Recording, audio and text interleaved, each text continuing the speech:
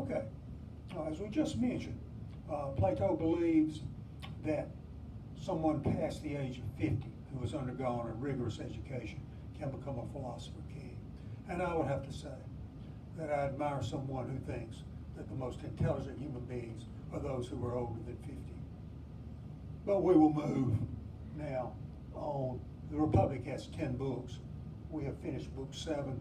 In books 8 and 9, Socrates discusses other types of political organizations and their limitations. He talks of a type of organization called a democracy, which would be a regime of honor, those ruled by those who had the most honor, an oligarchy, which is a rule of the few, that's usually the wealthy. Democracy, Plato was not a great Democrat. Democracy is a weak form of government, he believed. That's the rule of the many. And then finally you would have what we call tyranny, which would be the rule of one. And so there are disorders in all of these organizations. And what is the cure for political disorder?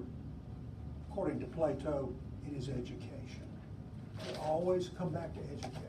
The ones properly educated are the ones who can rule and manage things. And we go now to Book 10 of the Republic. It closes with something called the myth of Ur. You can see it up here. Ur was the name of a man, and Ur was a good man. When he died, he was allowed to retain consciousness after death. The gods allowed him to do that. And he sees souls choosing the life that they will lead in the next incarnation. Plato believes in reincarnation. He saw the Homeric heroes, if you remember Achilles and Odysseus, and, Aias, so many of these. With their pride and majesty, they were choosing to come back and live as certain magnificent animals, like lions and eagles. He saw foolish men who wanted to come back and lead a life of pleasure, a life where they would accumulate wealth. And this, to Plato, is a foolish way to live. And finally, he sees the wisest of the Homeric heroes, and that was Odysseus. And he sees Odysseus choose what type of life he wants to live. Well, Odysseus has lived the heroic life. He has learned. He knows its limitations. And instead, Odysseus chooses a quiet, contemplative life. He chooses the life of a philosopher.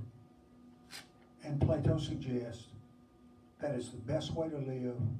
That is the wisest choice that a person could make. And I'm going to come back and wrap up this lesson here. I'll wrap up what we have learned, several lessons here, about Plato. Okay. If you remember, I have talked about 3 problems that philosophy normally deals with. We're going to see how Plato has dealt with these 3 problems.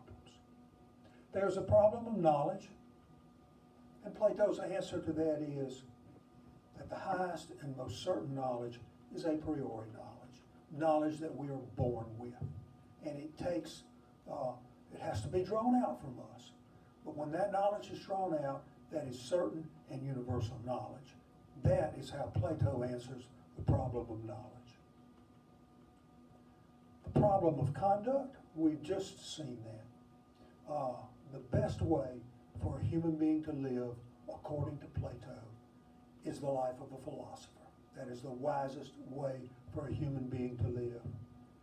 And the problem of politics, it's the political arrangement that we talked about last time, where you have the hierarchical structure of complete guardians, auxiliaries, and producers.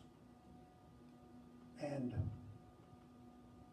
we have now gone through and had a couple of lessons on a very, very famous book of Plato called The Republic.